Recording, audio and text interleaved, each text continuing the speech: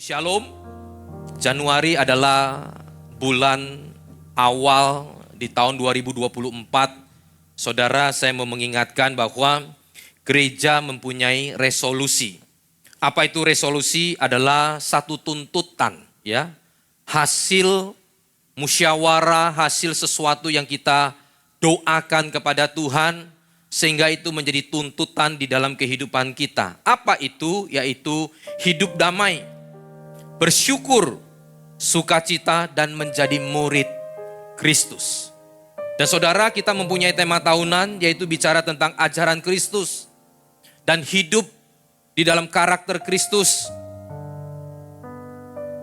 Saudara, resolusi, program, tema-tema yang dibuat oleh gereja atas seizin Tuhan, saudara, itu semua adalah bermuara kepada visi yang Tuhan buat atau berikan di dalam gereja ini. Sehingga program itu mendukung atau mendorong supaya visi yang Tuhan berikan di dalam gereja ini bisa terlaksana. Apa visi gereja, saudara? Saya ingatkan, di mana saudara waktu itu Pak Fengki diberi satu mimpi, di mana satu gereja yang megah, yang luar biasa indahnya. Tuhan bawa masuk dan di dalam itu begitu luar biasa indahnya, mewahnya. Tapi Tuhan buat lihat di ujung-ujung tembok, di ujung-ujung plafon, saudara, rupanya terjadi keretakan di sana. Saudara, secara kasat mata kita tidak bisa melihat sesuatu yang rusak. Tempat ini bagus, tempat itu begitu indah. Tetapi kalau kita mau perhatikan baik-baik, pasti ada sesuatu yang tidak baik di sana. Disitulah Tuhan tunjukkan bahwa umatku, gerejaku membangun gerejanya hanya tampak luarnya saja, tetapi dalamnya kropos. Siapa dalam itu? Itu bicara jemaatnya, umatnya, hati manusia, termasuk hamba Tuhan di dalamnya. Sehingga saudara, kalau melihat khotbah-khotbah, ajaran yang diberikan, itu semua mengerucut kepada siapa? Kepada pribadi kita. Makanya tema hari ini, saudara, Januari ini bicara tentang membangun diri berkarakter Kristus. Karena gereja sesungguhnya bukan bicara bangunan. Gereja sesungguhnya itu bicara tentang hidup kita. Gereja sesungguhnya, saudara, bukan manusia yang menjadi pemimpin. Gereja sesungguhnya adalah Yesus yang menjadi pemimpin. Sehingga, saudara, Yesuslah yang harus menjadi fokus dan senternya. Bukan, saudara, gedungnya. Tapi mungkin seringkali kita mengatakan, Pak, kalau begitu saya dapat apa? Kalau begitu manfaatnya buat saya apa? Saudara, itulah manusia yang selalu berpikir manfaat-manfaatnya untuk saya apa, untungnya buat saya apa. Saudara, saya mau katakan berkat terbesar, mukjizat terbesar, itu saat kita boleh dipilih dari sekian miliar orang, kita boleh percaya kepada Tuhan. Itu berkat dan mukjizat terbesar. Itu tidak bisa dinilai dengan apapun, tidak bisa dibayar dengan uang. Saudara, ada sakit pun yang kita mau bayar pun gak bisa.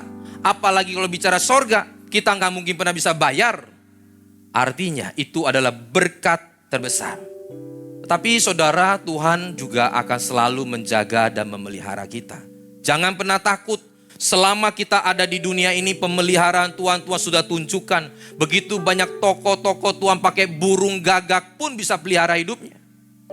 Tetapi jangan sampai kita salah konsep, salah menempatkan hidup kita. Karena saudara, berkat itu bukan dikejar, berkat itu diperintah. Berkat itu bukan sebab, berkat itu adalah akibat. Dan itu sudah tercatat di dalam Alkitab. Tuhan katakan, berbahagialah kalau engkau hidup rukun, resolusi kita toh, damai, bersatu, hidup rukun, hidup damai, maka kesitulah Tuhan akan memerintahkan berkat. Jadi itu akibat. Jadi itu adalah apa yang sudah kita kerjakan, Tuhan akan berkati. Berkat ada di atas kepala orang benar. Berkat itu akan mengikuti orang benar di mana dia ada, karena ada di atas kepalanya. Sehingga apa yang menjadi target, apa yang menjadi tujuan kita adalah hidup kita yang benar di hadapan Tuhan. Makanya saudara, Tuhan akan memelihara. Seringkali orang salah, yang dikejar berkatnya padahal itu bagiannya Tuhan. Harusnya yang kita kejar adalah bagaimana kita membangun hidup kita. Makanya hari ini saudara, saya akan mengangkat satu subtema dengan judul yaitu Jesus is my center. Yesus adalah fokus. Yesus adalah target kita. Yesus adalah pusat kita. Di dalam Yohanes 2 ayatnya ke-19 sampai dengan ke-22 kita lihat. Poin pertama ya adalah Yesus adalah gereja sesungguhnya. Yohanes 2 ayat 19 sampai dengan ke-22. Jawab Yesus kepada mereka, rombak bait Allah ini. Apa itu bait Allah? Pada zaman sekarang adalah gereja. Dan dalam 3 hari aku akan mendirikannya kembali. Mereka bingung saudara. Bait Allah yang dibangun puluhan tahun. Bahkan bait Allah pertama yang dibangun oleh Salomo itu cukup panjang saudara. Dan akhirnya dihancurkan oleh bangsa Babel. Lalu dibangun kembali lagi pada zamannya Herodes. Sampai kepada zaman Yesus.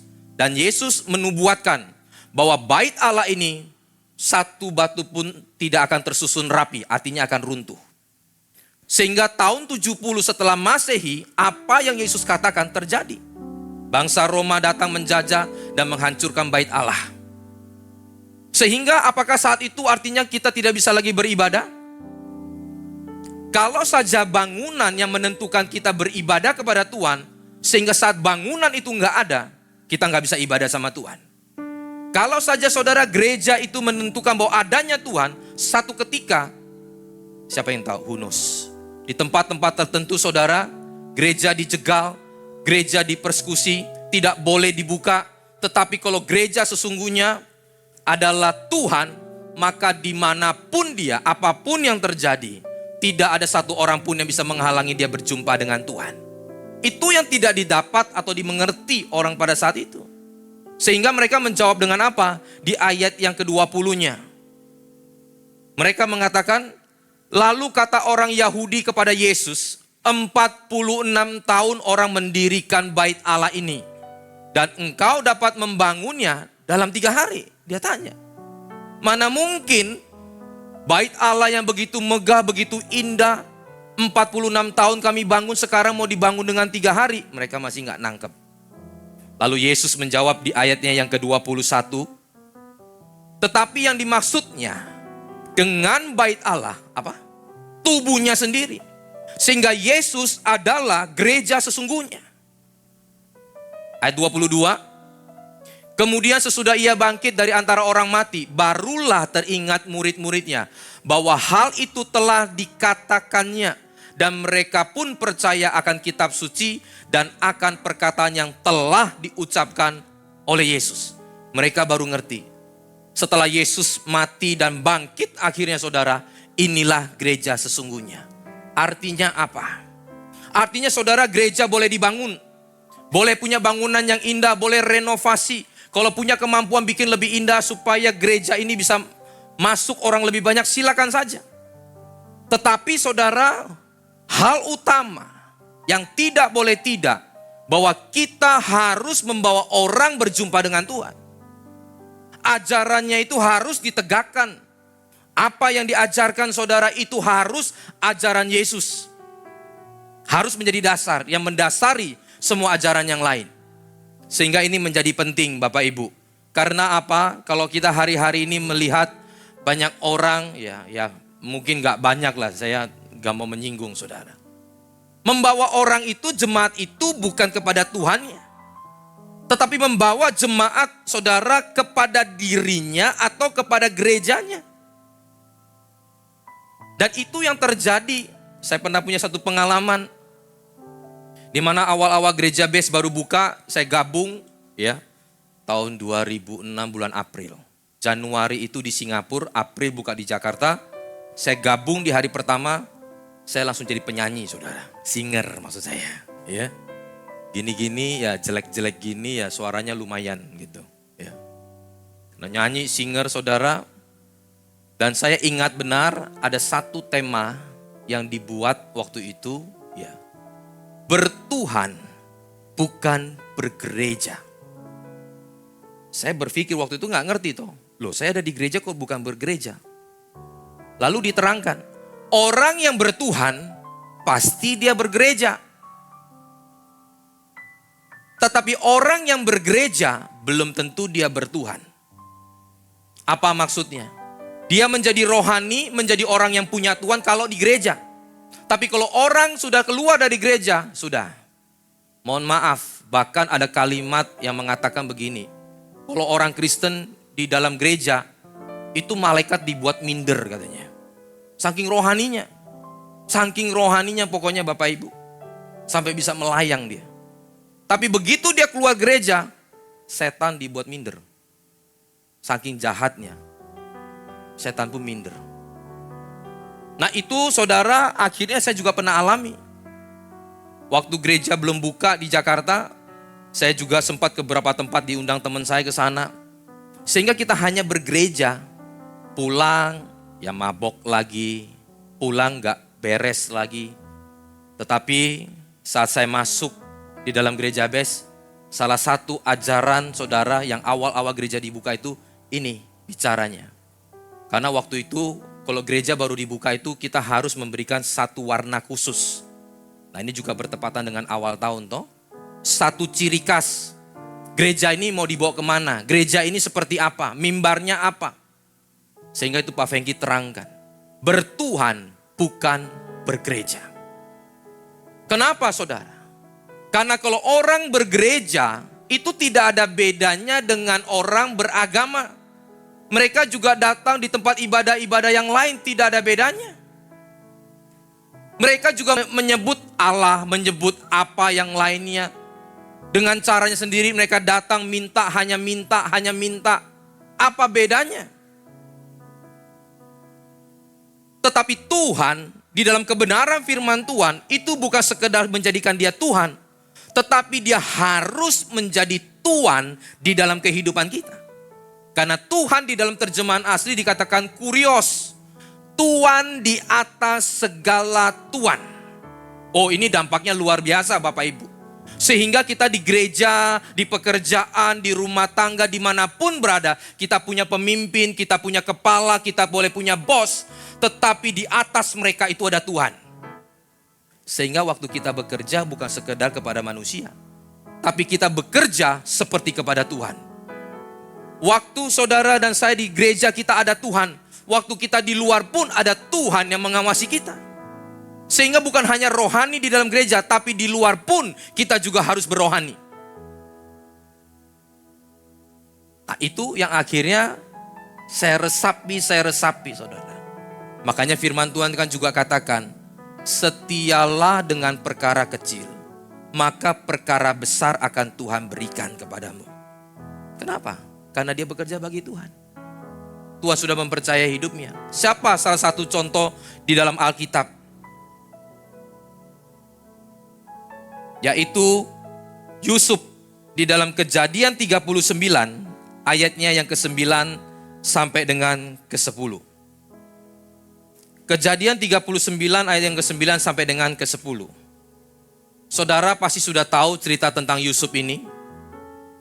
Yusuf ini saudara dibuang oleh kakaknya ke sumur, dijual, dijadikan budak, lalu dibeli oleh Potifar, lalu dipekerjakan di sana, dan dikatakan Yusuf disertai Tuhan. Sehingga orang yang disertai oleh Tuhan, orang yang bukan hidup dalam Tuhan sekelilingnya pun diberkati. Jangan sampai kebalik nih. Kita bilang anak Tuhan tetapi orang sekitar kita gak terima berkat kita. Tapi Yusuf adalah orang yang disertai Tuhan. Sehingga Potifar yang sekalipun bukan orang yang takut akan Allah, dia dapat dampaknya. Dia dapat kecipratan saudara, berkat daripada orang yang takut akan Tuhan. Bahkan di rumah ini, tidak ada yang lebih besar kuasanya daripadaku, kata Yusuf. Semua diberikan kepada dia kuasanya. Dan tiada yang tidak diserahkan kepadaku selain daripada engkau. Apa? Dia lagi ngomong sama istri Potifar. Di mana istri Potifar itu saudara ganggu dia, pengen coba ya rayu dia. Ya, saudara, ini membuktikan bahwa Yusuf perawakannya bagus, ganteng. Plus orang yang punya integritas sehingga ada nilai tambah. Sehingga istri dari seorang pejabat pun bisa suka loh. Dan saudara, saya mau katakan bahwa ini bukan kaleng-kaleng. Ya, Yusuf bisa saja tertarik, tetapi dia tidak mau karena dia tahu bahwa dia bekerja bukan hanya kepada Potifar tapi kepada tuannya. Sehingga apa yang dia katakan, dan tiada yang tidak diserahkan kepadaku selain daripada engkau, sebab engkau istrinya. Bagaimana mungkin aku melakukan kejahatan yang besar ini dan berbuat dosa terhadap Potifar? Betul apa salah? Salah. Allah bukan Potifar. Ini yang membedakan Bapak Ibu. Kalau kita bekerja kepada manusia, memang kepada manusia. Tapi kita juga harus tahu bahwa kita bekerja kepada Tuhan di atas segala Tuhan, yaitu Tuhan. Sehingga yang terjadi kepada Yusuf, ada Potifar dia kerja baik, enggak ada Potifar dia juga kerja baik juga. Kalau hari itu dia hanya takut kepada Potifar. Potifar ada, dia baik Bapak Ibu. Tapi waktu Potifar enggak ada, keluar tanduknya. Sehingga orang itu mau dilihat baik atau tidak baik, bukan saat dia enggak punya kesempatan. Kalau ada orang enggak punya kesempatan buat tidak baik atau buat jahat, itu belum terkonfirm dia orang baik. Tapi kalau dia punya kesempatan buat jahat, buat tidak baik, lalu dia tidak melakukannya, itu baru terkonfirm orangnya baik. Itu Yusuf. Kenapa bisa terjadi? Karena dia bekerja kepada Tuhan. Bukan kepada Tuhan yang ada di dunia saja. Tapi dia bekerja kepada Tuhannya. Dan Yusuf ini saudara, bisa saja terpancing. Dan apa yang istri Potifar lakukan pada saat itu? Bukan hanya satu kali dia melakukan atau menggodanya. Di ayatnya yang ke-20 dikatakan apa? Ayat 10. Walaupun dari hari ke hari perempuan itu membujuk Yusuf. Dibujuk loh, digoda loh. Mungkin diberikan sesuatu, mungkin ditawarin jabatan, ditawarin apa. Dan ini istri pejabat saudara. Waktu itu kan Firaun rajanya, dia ini yang dibawanya, Potifar. Dan pasti bukan kaleng-kaleng tadi. Mungkin kalau ada laler nemplok di sini pun kepleset Bapak Ibu. Ya, saking licinnya. Tapi Yusuf orang yang berintegritas. Meskipun ada kesempatan, meskipun ini wah bisa, tapi dia tetap katakan dia takut akan Allah. Yusuf tidak mendengarkan bujukannya itu yang setiap hari untuk apa? Tidur di sisinya. Gak saudara. Mungkin beda dengan kita. Orang kalau digoda satu kali, baru dia tidak jatuh, itu juga belum terkonfirmasi. Makanya setan kalau goda kita bukan hanya satu kali. Dia akan goda kita lagi. Goda terus. Kalau kita mungkin digoda, lihat, wah. Stop, tunggu dulu. Jangan sentuh-sentuh. Mungkin kita gitu ya. Tapi kalau hari kedua dia mulai goda lagi, stop, tunggu. Wah, jangan macam-macamnya mungkin hilang tuh di belakang. Stop ya, mulai hilang. Lama-lama pertahanannya saudara gak kuat. Dan setan akan lakukan itu terus menerus berhari-hari. Makanya kenapa Tuhan katakan renungkanlah Taurat itu siang dan malam. Karena setan gak akan tinggal diam, terus akan menjatuhkan. Tapi karena Yusuf orang yang takut akan Tuhan, dia bukan bekerja hanya sekedar kepada tuannya, tapi kepada Tuhan, maka apa yang terjadi? Dia tetap katakan tidak. Waktu dia katakan tidak, ada konsekuensi. Difitnah oleh istri Potifar, sehingga dia harus masuk penjara. Gak apa-apa. masuk penjara pun kalau kebenaran dia akan lakukan. Makanya saudara jangan melihat sesuatu itu dari bukan yang esensi. Saudara kalau melihat sesuatu itu harus dari akar permasalahannya. Karena kalau kita melihat penjaranya, yang dipenjara notabene apa sih? Notabene penjahat. Kalau kita alat ukurnya hanya penjara, maka semua saudara kita akan menilai dengan salah. Tetapi kita harus lihat kenapa dia dipenjara. Nah itu esensi. Kenapa Yesus naik ke atas kayu salib? Hukuman bagi orang yang disalib adalah hukuman paling terkutuk. Hukuman yang tidak bisa ditolerir, penjahat kelas kakap. Nah kalau kita hanya melihat Yesus naik di atas kayu salib tanpa mengerti kenapa dia naik di atas kayu salib, itulah orang dunia yang akhirnya mengatakan Tuhanmu disalib. Itu kan hukuman yang paling berat untuk penjahat kelas kakap. Paulus pun pernah dipenjara. Kalau kita melihat penjaranya, kita akan mengukurnya salah.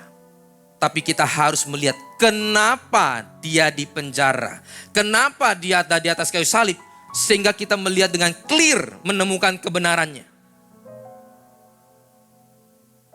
Saya kasih contoh ya dalam kehidupan sehari-hari. Kita punya seorang papa. Dia karena ingin menghidupi keluarganya, dia harus susah.